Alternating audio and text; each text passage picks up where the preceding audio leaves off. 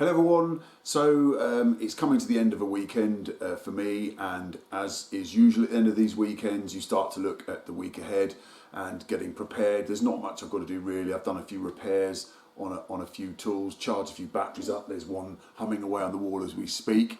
So I, like a lot of guys that work in my trade, wear a tool belt. This is a tool pouch, tool belt that I bought. I imported this from the States, and you can see that in another video that I did. I get on really well with it. But what tends to happen, and I'm sure you know, the guys in the trade will relate to this, is the tool belts become sort of full with stuff that shouldn't really be there, and you end up sort of getting a bit bogged down. And I've got that feeling over the last few weeks that there's a lot of stuff in my pouch that really I need to take out.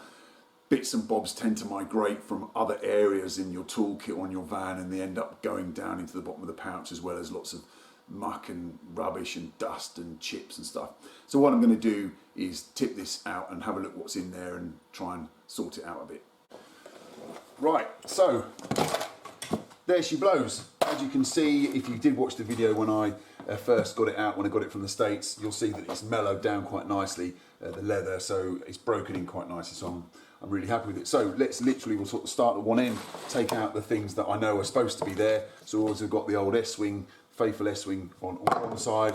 We've got just a retractable Stanley knife in the other, always to hand. Find that really, really useful. I've got a punch in here. It should be a long nose punch, but the end broke off, so perhaps you'd really replace that, but still usable.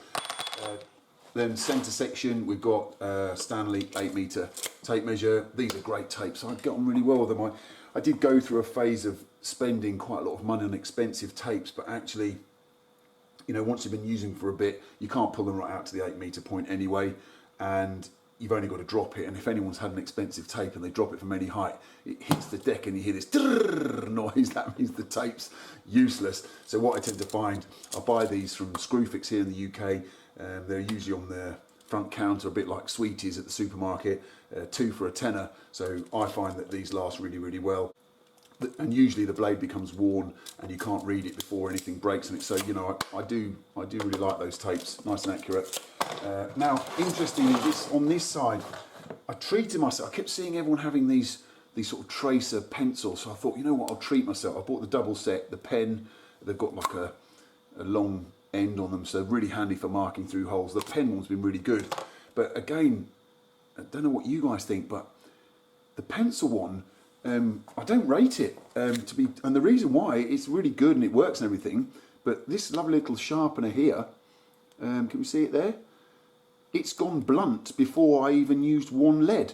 So to me, it's kind of pointless. I'd be really interested to hear anyone else's thoughts on that. But yeah, that's, I kind of keep them on there because the pen one is very, very handy, but a bit disappointed with the sharpener on the pencil one, and I bought a load of leads as well. I haven't used any of them yet, so anyway, that's me waffling on. Right, let's have a look in here. So we've got again, a few guys mentioned my Golden Virginia tin. This is a tobacco tin, I think, that was given to me by the chap that I did my apprenticeship under, and God knows how long he'd had it for.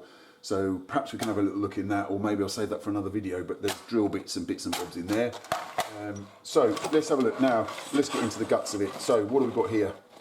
We've got half a strip of 90mm framing nails. They're always good to have in your pouch, I suppose, but they should be on the left-hand side where I keep all my fixings. Right-hand side is where I keep all my drill bits and the Virginia tin there. Oh, what else there should be in here? No, it slipped out. Is the old faithful pencil sharpener. So that can go to one side. So what we've got in here, in the left-hand side where the nail should be, we've got my string line. So that shouldn't really be in there, but because I've been doing a lot of roofing, that's ended up in there. So that's going to go back where it should, in my toolbox, in my tool tote, I should say. That should go back.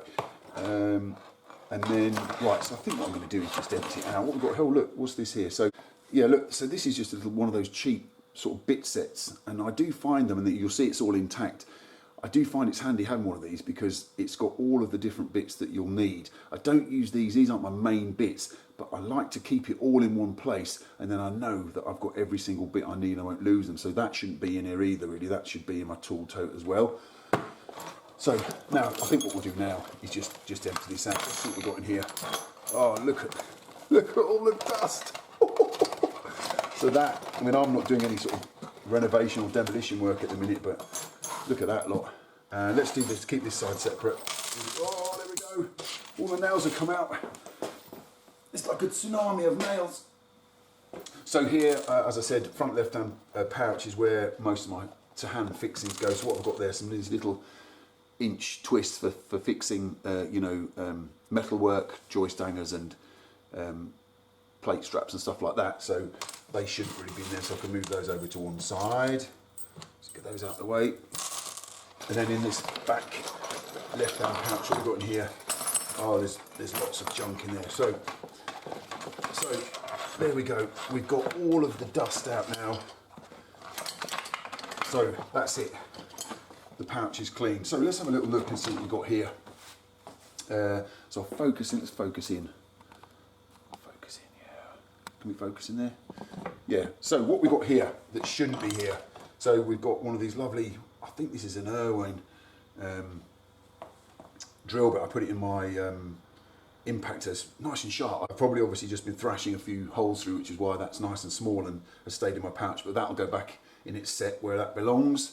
What else we've got there? Bit of scratch. That's obviously always going to be in there. It's handy for all kinds of things, just denibbing and knocking off sharp bits. Some plastic packers here. Yeah, they shouldn't really be in there. I don't quite know if I was packing something up, obviously, but they can go back in the box where they belong. We've got a long reach screwdriver bit holder. Find these really, really handy for all kinds of different things. It's got a PZ3 bit in it at the minute, so I'll just focus that out a little bit.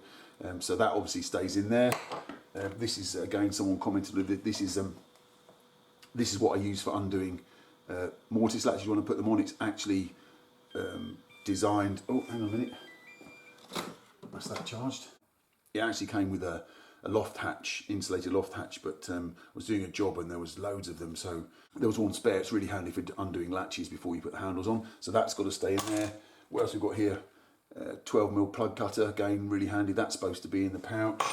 And then just some random drill bits there. I think I've got what's that, like an 8mm drill bit and probably a 7mm drill bit. So again, I think I'll leave those in there because they're sometimes handy just for larging out smaller holes.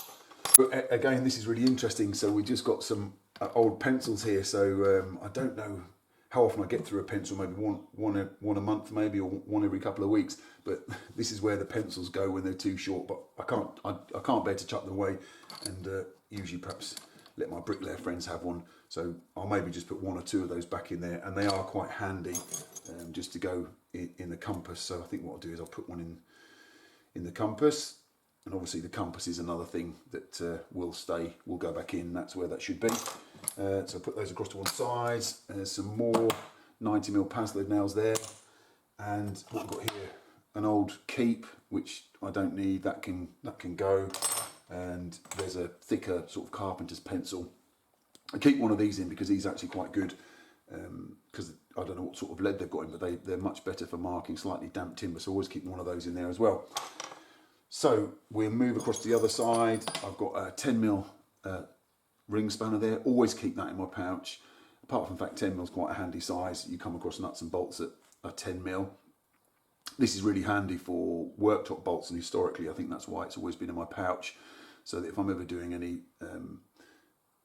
chipboard laminated worktops that need worktop bolts putting in them, then I've always got that to hand. So that stays in there. Obviously this is my current pencil, which is where it should be. What else we've got here? Oh, look at that. So that is a PZ4 screwdriver bit. Too big to go in my impact driver, but I keep it in my pouch anyway, because if I've got any big Fisher fixings to drive in or frame fixings, I put this in the big drill. I think I've shown it in a couple of my other videos, and when you get those big fixings, you really do need the right size bit for that. So that's going to stay in there. We've got an 8mm SDS drill. I think that's wandered. That should really be with my small Makita SDS drill. So I think I'll put that back where that needs to be. What else we got here? Standard 6mm masonry bit that I do keep in there for the odd hole I've got to drill when I don't want to have to get my SDS out. If I've just got the odd red plug to put in, then I'll put this in my battery drill just for the odd hole. So that can stay in there. And we've also got, I think that's an 8mm masonry bit, which again I keep in my pouch because I've got these special nylon fixings that I buy from a specialist supplier that are used for fixing through dot and dabbed walls, so through plasterboard into blockwork. So I do keep that 8mm in there because that's the right size for that. Right, what else we got? Let's start scraping through. Right, here we go. So these shouldn't be here. I bought these last week. I just had to stock up on some. These are actually PH2 screwdriver bits. I've got two 25mm long ones and a 50mm long one. I bought these specifically for, I've got asked to do a shower screen. Yes, I know, bath panels and shower screens, and that's the right size for those. So I bought those and I just chucked them in there. So they'll go in my proper screwdriver bit box, which is in another toolbox in the van. We've got a Torx bit. What size is that? Don't know. T something or other. T30 Torx bit there. Probably came with a fixings pack, so probably got hundreds of those. In fact, I know I've got hundreds of those. So I'll check just to make sure that there's one in my Golden Virginia tin, and then I'm probably gonna get rid of that one as well. So we're nearly there. Just a few other random nails, the odd few screws. Let's get rid of the nails. See if I can remember where these screws came from. No, I can't. Just the tiniest selection of little screws there. It's just, don't know where they come from, but they just appear. So I've got a little pot that I put all my random screws in. So I'll put those in there. Another little nail there. Now, that's interesting. This is the mystery item. I suspect it's not a mystery to people in the trade, my fellow carpenters, but that is always in the bottom of my pouch and has been for years. I mean, decades, I should think. So let me know if any of you know what that is and what that's for and why that would be in my pouch to hand. Don't use it very often at all. I mean, literally at all. But it's one of those things that when you come across a situation where you need it, it's absolutely invaluable. So yeah, if any of you know what this is and what it's for, and when you'd use it, let me know in the comments. But it's not something I use very often, so that'd be a bit of fun there. Cool, right, so let's get rid of all this dust, because that was just having a free ride.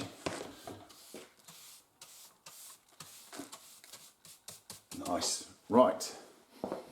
Now we can have a look at exactly what's to go back in. So yeah, pretty simple stuff really. I think let's lay it out on here exactly what goes where. So actually, not as bad as I thought. It obviously felt worse than it was. So this is all the stuff that I've basically taken out that shouldn't be in here. Not an awful lot, but there's a few bulky bits that obviously when you're wearing them around your waist all day will add a bit of extra bulk and weight. So yeah, this is realistically it, working from right to left. I've got my hammer, Stanley knife, punch. I've got a few drill bits and some pencils, compass, and a spanner there. All my screwdriver bits and drill bits go in my Golden Virginia tobacco tin there. I've got a pencil sharpener as well. Centre section is my tape.